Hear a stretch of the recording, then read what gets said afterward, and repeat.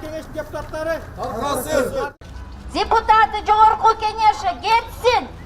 Кетсин. Кетсин. Кетсин. Кетсин. Кетсин. Эл менен шаарды жаза албаган мэр демек элди башкара албайт. Шаар дегенди түзүк жаза албаган киши демек шаардын социалдык маселелерин чече албайт. Бул жерде өтө маселе көп. Ошондуктан бүгүн биз саат 9-да мына азыр Бишкек шаар кеңеши чогулуп атат. Булар чогулса уяты болуш керек. Уяты жок дегенде ойгонуш керек. Я думаю, что, уважаемые депутаты, есть смысл сразу перейти к голосованию. Я прошу поставить мой вопрос на голосование. Прошу проголосовать. Кто за?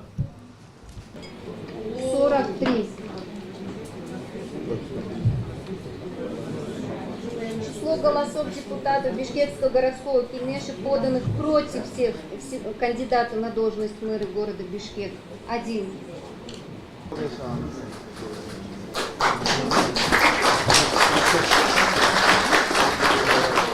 Урматтуу Алмаз Муканович, урматтуу депутаттар, силерге чоң ыраазычылык билдирем. Ыраазычылык.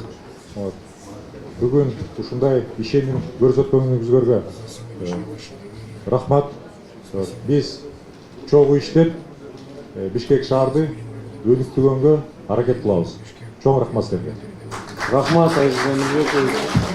Бишкек шаарда мурунку Совет Союзунун убагында 800дөй чоң автобус жүрчү и 400 троллейбус жүрчү.